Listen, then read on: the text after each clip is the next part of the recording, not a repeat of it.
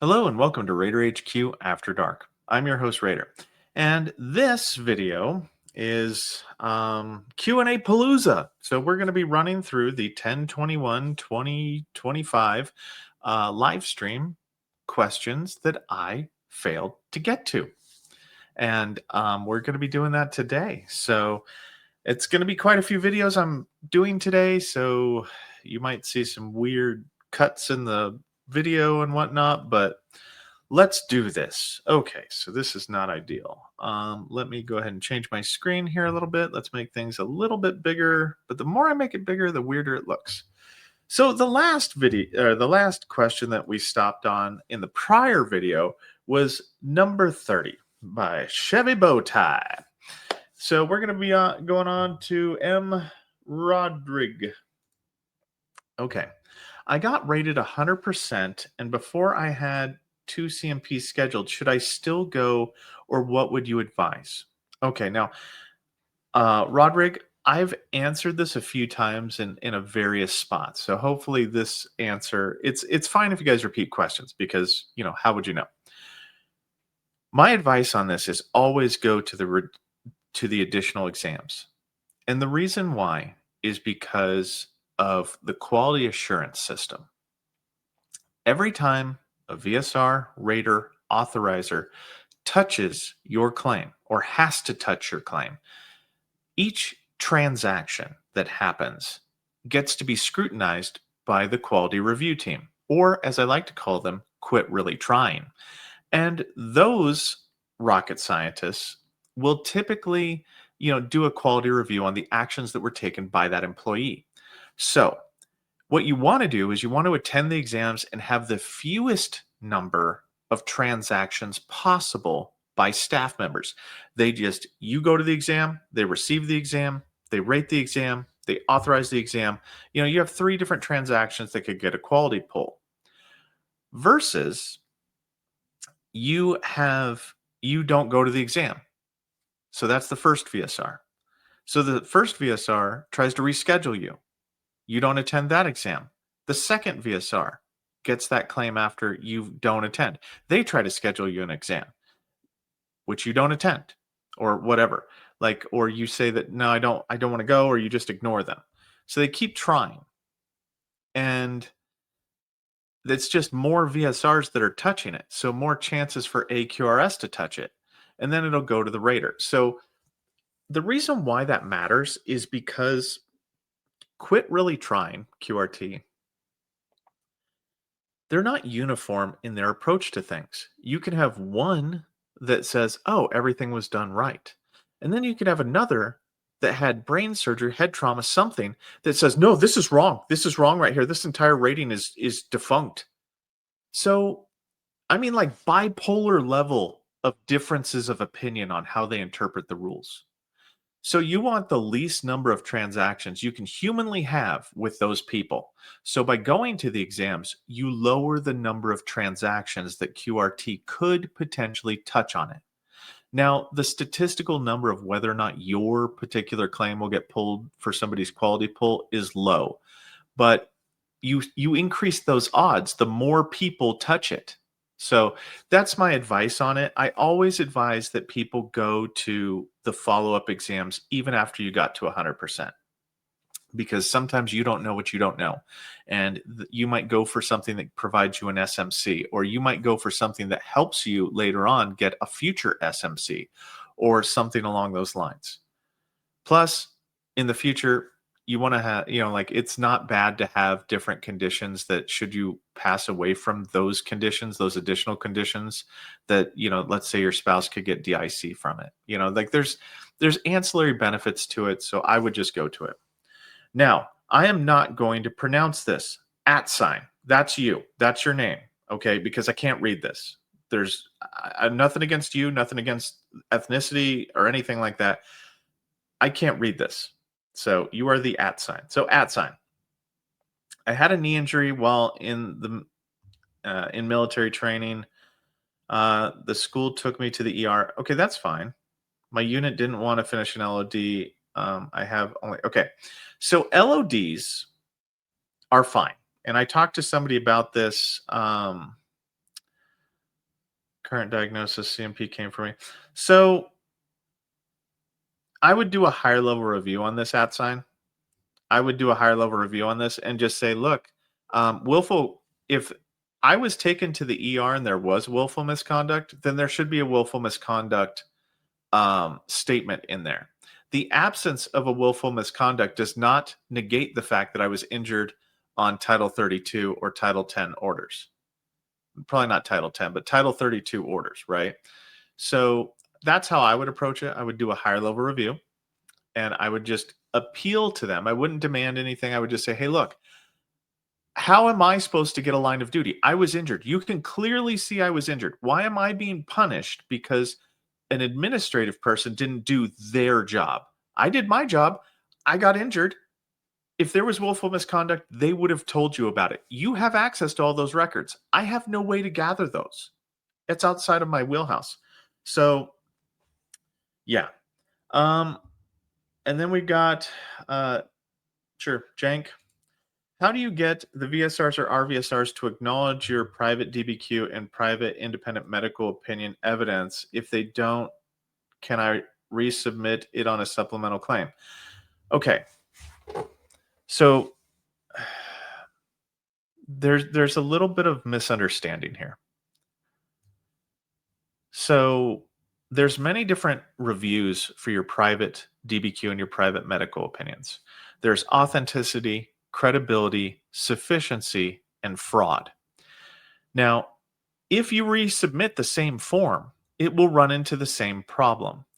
What you should do is if everything is fine in your claim history and you've got no skeletons in your closet, then it might be a good idea, and I'm using the word might here, it might be a good idea to do a higher level review, to get an informal conference and ask the DRO, could you please review to determine whether or not my private DBQ and my private medical opinion were actually sufficient by VA standards?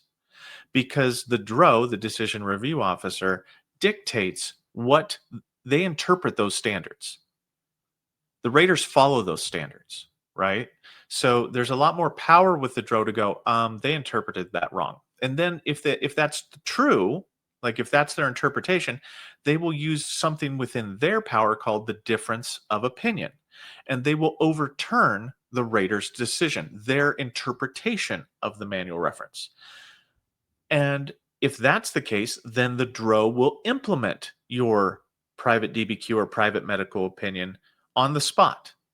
Now, let's say it did have a factual disability.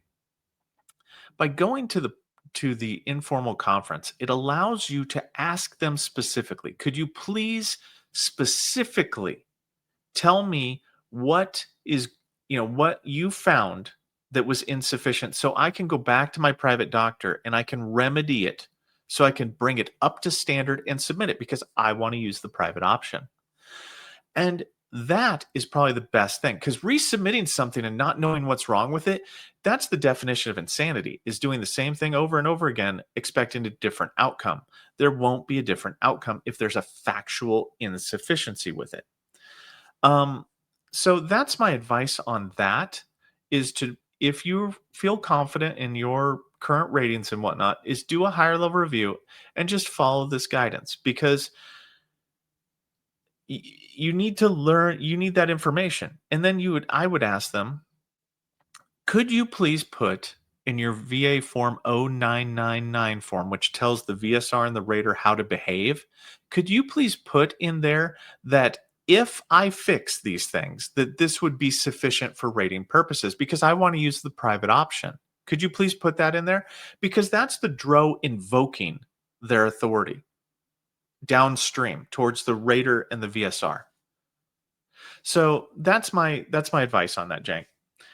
I hope that helps and I hope that answers it. When you file a new claim, does it open up all of your? No, it doesn't. No. Well, okay. I'm gonna actually change this. Okay, because there's the true answer is no. It doesn't have anything to do with it. But if what you're claiming, like a new claim, if it touches upon something, if it's within the scope of something, like if you had a heart condition that was service connected and you're claiming a different heart condition, that would be within the scope. And yes, that would touch upon your existing heart condition. Or if you filed a new knee condition and for the same knee that's service connected, that would be within the scope, right? It's within the scope of the same joint, the same body system, the same, Now, if you file a claim for sleep apnea and you've got asthma service connected, those two things are not within the scope because they are separately rated. You can have multiple ratings. Well, actually, they have separate rating criteria. They would later on both be combined together, but they wouldn't directly raise each other to issue. It's kind of a complex topic. That's why I'm kind of beating around the bush on it. No, it typically doesn't. Now, if you claim something and it causes an issue for the rater based upon like historically you claimed it, or I mean, it doesn't. Okay, let me take a sip of my coffee real quick. Okay, it's very convoluted. So, not directly. There's many caveats to it. There's many potential exceptions to where it could. But the default rule is no, not with a normal new claim. But could it? Yes. Situationally, it could bring up situational issues, but it does not bring them all up. I hope that rambling helped you, Chris. It probably didn't. Terry, howdy. How to link OSA to anxiety? Well, I hate to be the guy that says this, but I did a video about this, breaking down how mental health and OSA can be related to each other. And I think that you will gain more from that video than you would from me explaining it. But the overall gist of it is you have to get down to the symptom level and start leveraging the science behind why your symptoms cause your sleep apnea. And you need medical doctors to back it up. Okay, triple dot. I just looked it up and the Google says that POI means period of involvement. Okay. For your medical condition. Does that ring any bells? My own for sleep apnea secondary to mental health. It doesn't. I don't know why that would have, like, the only thing I can think of for period of involvement might be is if the secondary condition predates the primary condition. That might be it, but that terminology internally is not used. Like, I've never heard of that before internally. Nobody ever talks like that. Nobody reports that in their notes. I've never even seen that.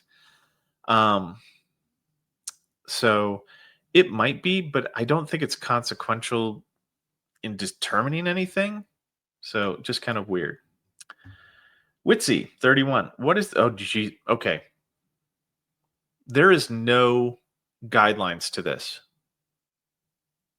I mean, there is no rational timetable for this. There's no anything.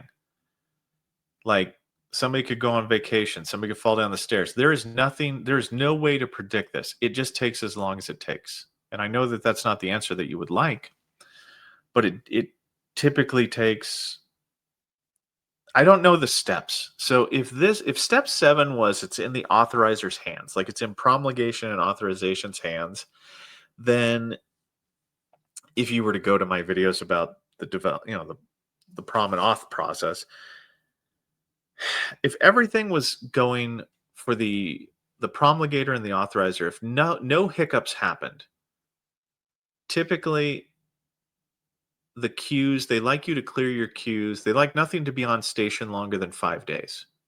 So there's 2 parts to the authorization, promulgation and authorization. There's promulgation where they kind of double check to make sure all the I's are dotted and the T's are crossed.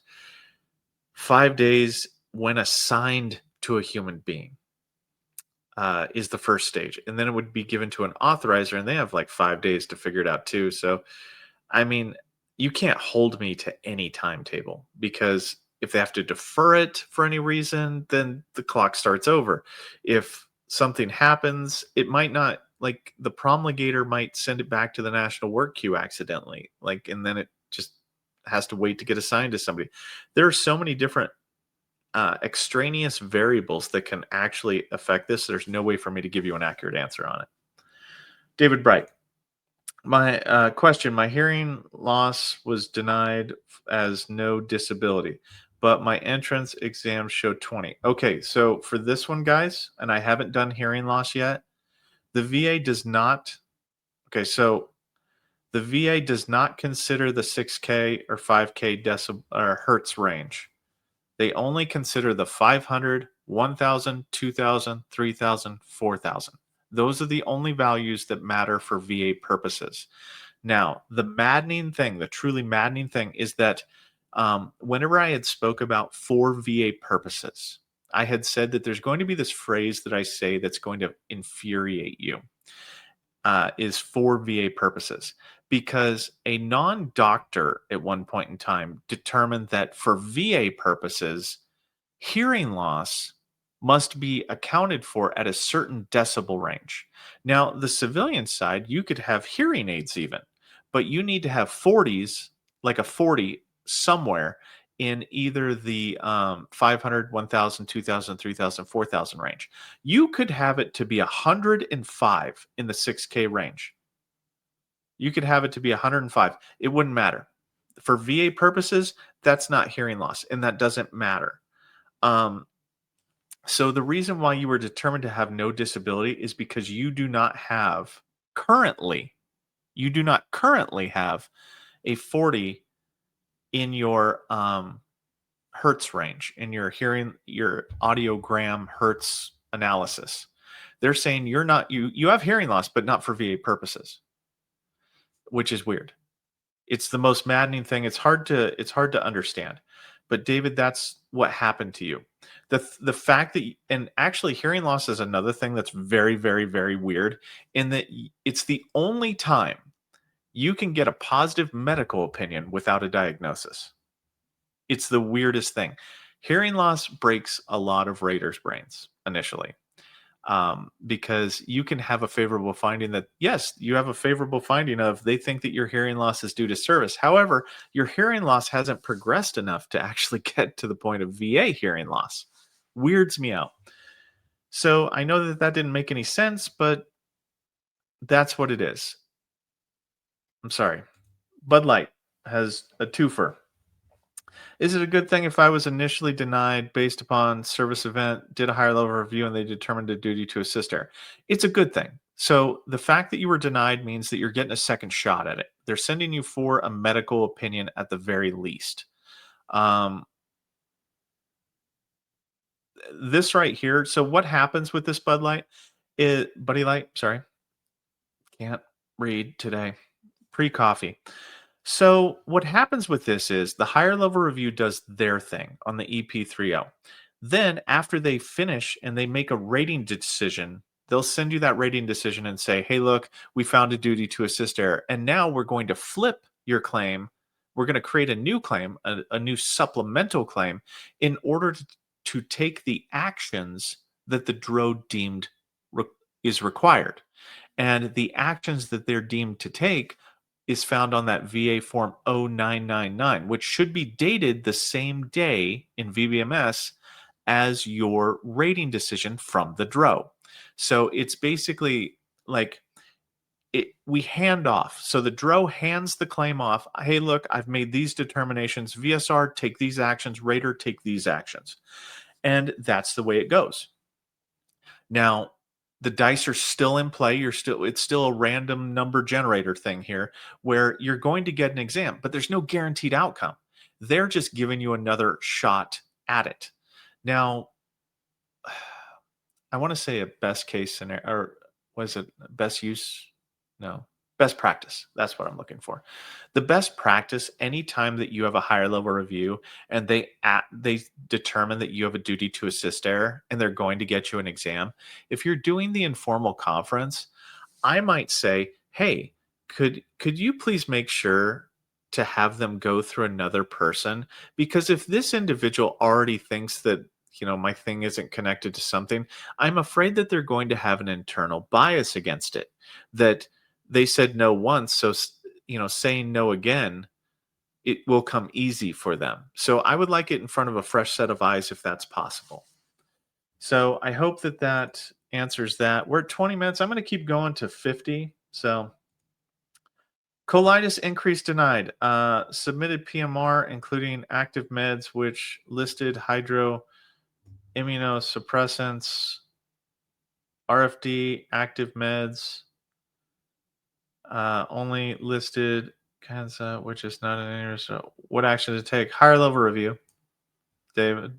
Or, well, sorry. Sure. Devad. I would do a higher level review.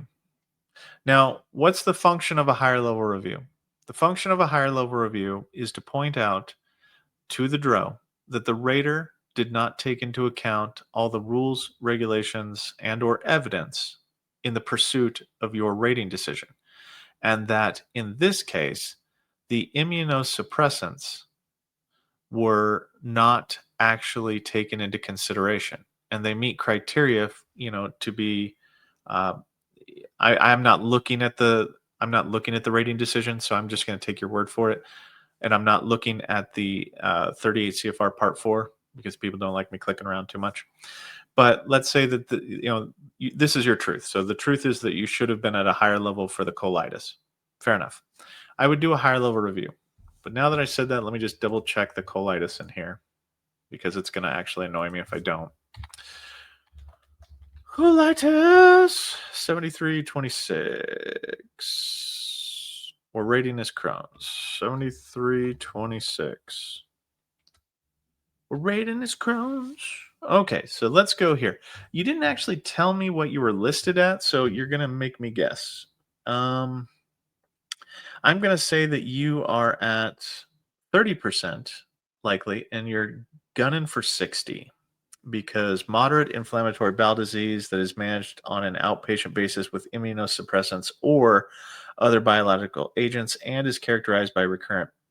So the part about this is you have the immunosuppressants, but there's an and here. And I'm gonna move you over. Come on. Let me see if it's okay, it's showing up. Okay, so I'm just going to do this because I'm going to assume, I'm guessing right now with how you described it, that we're looking at the 60% for the colitis, and it says to rate the colitis under this. So the part that's going to get you is this and. So you have to have the immunosuppressants, but you also have to have the recurrent abdominal pain, 4 to 5 daily episodes of diarrhea, and all this must be true. So everything must be true. And intermittent signs of toxicity such as fever, tachycardia, or anemia. All of this has to be true. So like the or right here just talks about either this or that. But the semicolon with the and means that everything must be true. You either have to have this or this, and you have to have this, and you have to have this. So this fact pattern must be true for you to get the next higher level. If the fact pattern is true, okay, if the fact pattern is true and you were just missing immunosuppressants per your rating decision, like let's say that that's what the examiner said, then I would do a higher level review. If not, and it's just a situation where you didn't have the evidence of this other stuff, then I would gather the evidence of this other stuff from the and on and do a supplemental claim. That's my advice. So I hope that that was helpful. Sherman, can I get my knees, feet, ankles secondary to my back condition? You can, and it's going to be dependent on your evidence how successful you're going to be at that. Okay. And the reason why is because um, the I'm going to say sometimes the examiners have a prejudice against it as to is it better explained that your knees are just, destroyed because you're overweight? Are your knees destroyed because of the job you do? Like they have an algorithm kind of approach to it where they look to see is there any, other potential things to where I can kind of say no. Not because they want to say no, but they're just trying to rule out different things. Now, how you would have to explain how your back causes your knees to be anything, because I could understand it if you like, it's easier to understand that something below causes an injury to something above, right? My knee is so jacked up at 40% that it causes me to have an abnormal gait, okay? Which causes my back, my spine, my whatever. That's a like they like to work from the injury is below, the primary is lower than the secondary typically. When the primary is above the secondary, where the back is above the knees and whatnot, how is it that they want to know that, because it doesn't, you're being cautious about your back doesn't necessarily, you know, always equate to you being out of the normal ergonomic positions, right? Because, like, if you think about it, like at your job, if you have to lift things to protect your back, you've got to straighten your back, you've got to, and you lift it, you work around the injury. So it'll just take some evidence and some science on that one. And Bo, we're not going to actually go with the name because I say it wrong every time. My CMP examiner for vertigo actually told me I should file for TBI, but in the denial it says the examiner opined that my condition wasn't related to Terra exposure. Okay, well these are two different things. Toxic exposure risk activities, okay, that is true. That your vertigo, well, I mean, it could be your vertigo could be caused by. Uh, Actually, I'm going to stop here. I'm going to restart this. Vertigo can only be caused by service, typically. Vertigo has a section in the manual that states that it can know that if it's secondary to something else, it has to be combined with that thing, such as TBI. To get vertigo separately rated, it has to be due to direct service. You had to manifest dizziness, staggering, some kind of symptomology in service in order to get this separately granted. TBI with vertigo doesn't necessarily, I mean, it can help get you a higher TBI rating, but it being caused by Terra couldn't be granted. I mean, I guess it could. Yeah, I guess it could. I'm just thinking about that right now. Like, how would that play out? I've never come across that yet. Where vertigo, because vertigo has to be due to direct service, and the Terra is due to direct service. So I guess it would jive with the overall spirit of the manual. But yeah, I mean, it's fine. Like, if you have TBI granted already, you can do TBI or vertigo secondary to TBI, but all that will do is raise TBI to issue and combine the vertigo with the TBI. You can't get separately granted for it. Raider, after Terra interview, I reviewed a letter from the VBA inviting me to file a claim for toxic exposure. No. So somebody sent you a stupid letter because they should not be, there's no such thing as a claim for toxic exposure. Exposure itself is not a disability. Uh, so that's kind of weird. I think somebody wrote a bad letter to you. Ideally, if they thought that something that you had claimed could have been due to Terra, toxic exposure risk activities, then what they should have done is do the duty to assist and attempt to, actually get you an examination for it if they felt so strongly. If you were to file a claim and say, I'm claiming toxic exposure, your claim would be instantly denied because you did not designate a disability. VSRs, like, that is black and white. You have to claim a disability in order for your claim to be deemed substantially complete.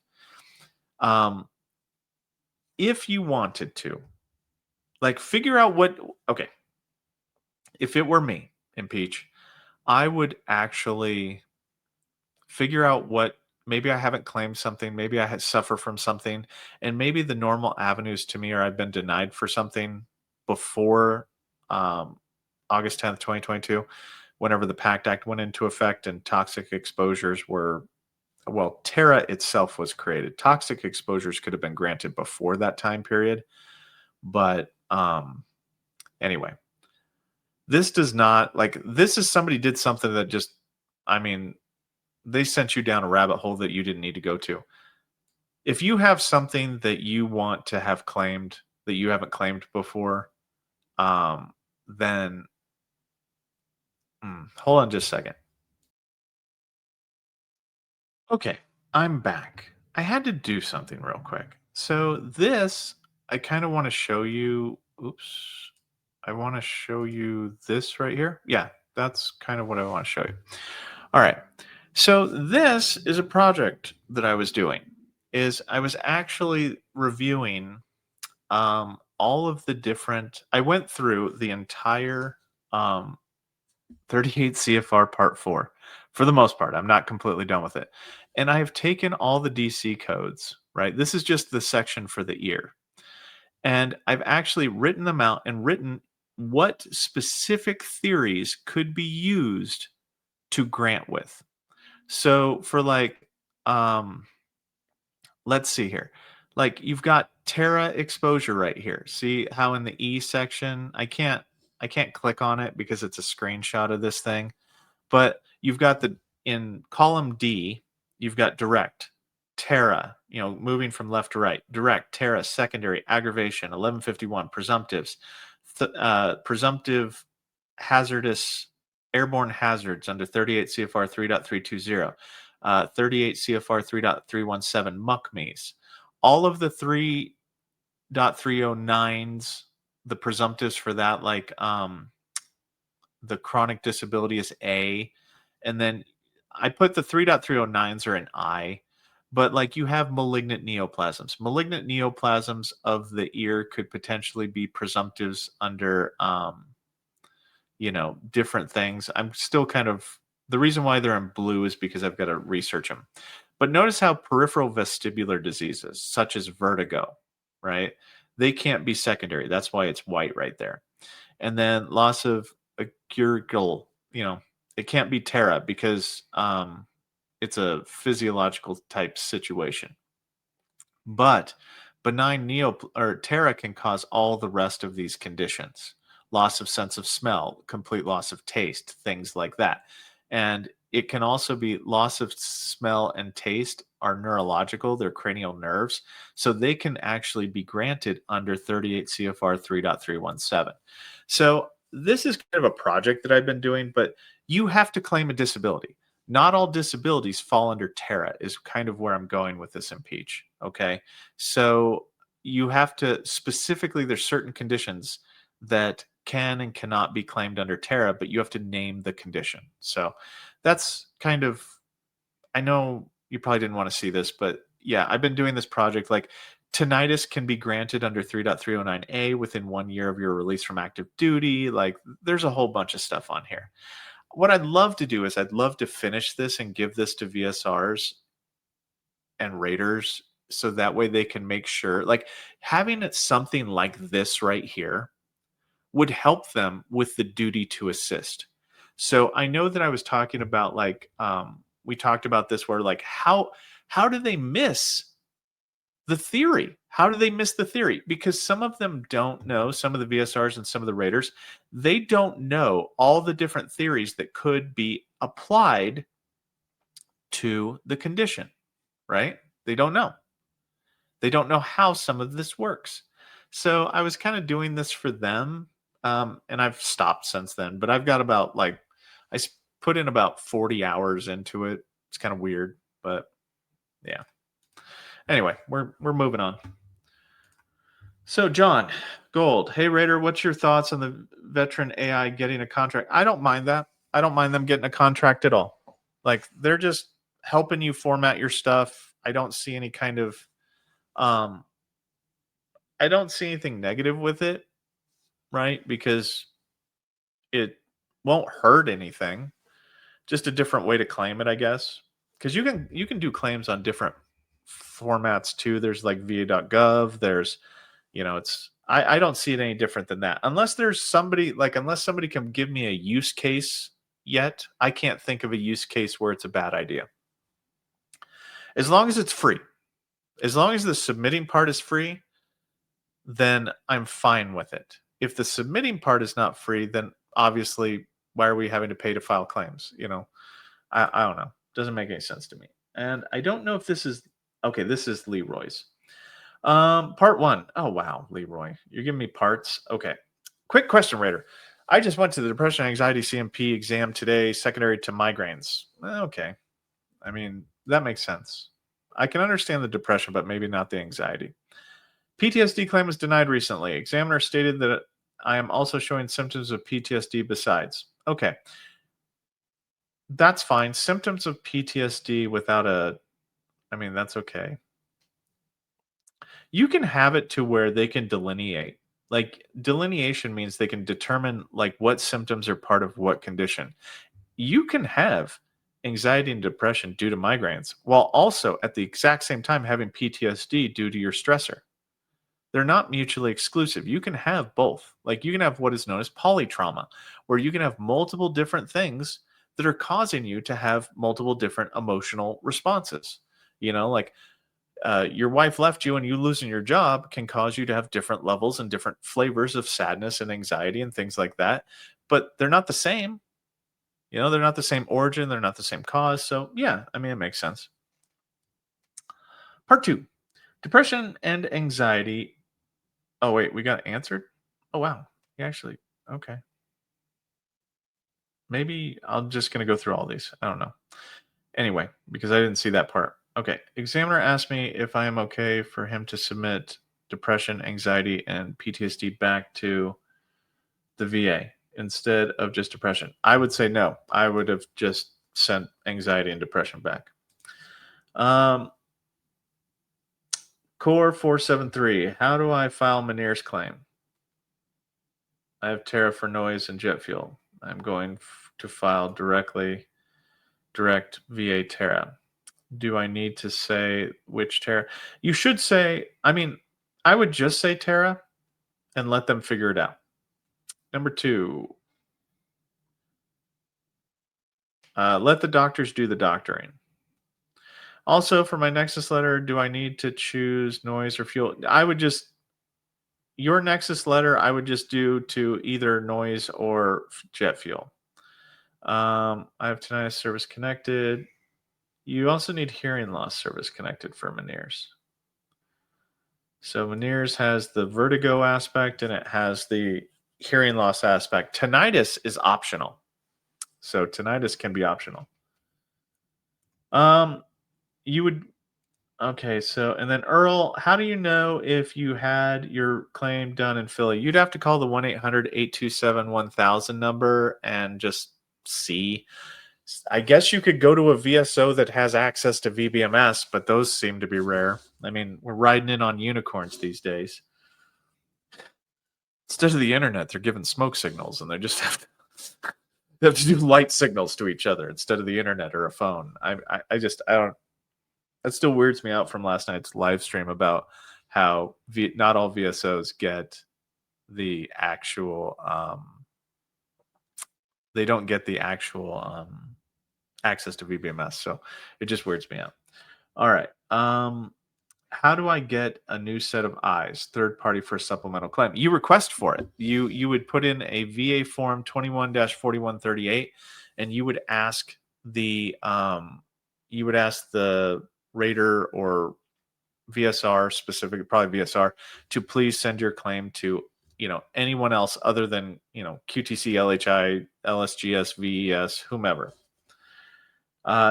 You can also ask to have your claim done at the VA nearest you. That's another way. And then number 50, can you talk about what is needed for service connected increased claim? Nothing. Aggie, nothing. Nothing is required. You could literally just go, I claim for increase, file claim, and then they'll give you an exam, and then you go to the exam. Depending on what you're claiming the increase for, dictates what evidence you need. My advice is always, before you file your claim, look up in the 38 CFR Part 4. So this right here. Look up in the 38 CFR Part 4 and look to see what the next higher level is, to see if you have evidence to support that particular fact pattern. If you do not, then the increase might not be warranted. Your circumstances might have gotten worse medically, but for VA purposes, you have to meet the next higher criteria. If you don't, then I wouldn't advise you to do a claim because you'll kind of be disappointed. But if you do, then I would keep the evidence that you submit around what's the next higher level. What I find the majority of the time is that a lot of veterans will actually spend time, their precious time, with an examiner speaking about things that don't matter to the VA. Yeah, but my pain, they'll spend 20 minutes on pain. Well, guess what? Pain typically is, for musculoskeletal issues, pain is 10%. If you're at 0, then yeah, talking about pain is awesome because that'll take you from 0 to 10. But if you're already 10% or you're 20%, then that's already been established. The fact that you're in pain's been established. You can talk about pain a little bit, but that's not the nugget of information that's going to get you higher, right? Like 5237. Like the neck. Like let's say the neck, you're at 20% for the neck. You want to go to 30%. All the rater's looking for is this right here.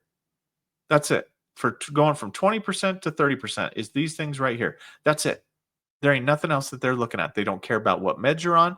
Unless the meds are written in here, like they are with asthma, like 6602. Like, unless they're written in here, like inhaler, bronchial inhaler therapy, medication matters for this particular condition. However, if we come up here to bronchitis, there's no medications on here other than oxygen, prescribed oxygen. But there's no medications at this level, at the 30% level for bronchitis. So you have to look in the 38 CFR Part 4 to see what are they looking for and do I have the evidence to support it? Because if you don't, then do not open a door that you don't know what's on the other side of it. Okay. But that's about all I got for you on this one. We stopped at 50. So I will put out another video about this particular. We'll keep going. There's a lot on here, so we're gonna get through these. But I guess I'm re-answering these questions, some of them, but I'm just going through. But anyway, that's about all I got for you guys today. I'll be putting out kind of a news thing. I'm gonna be, I'll put out another video on some news. But anyway, we'll see you again. I'm going to be doing like 3 of these videos today. So, Raider out.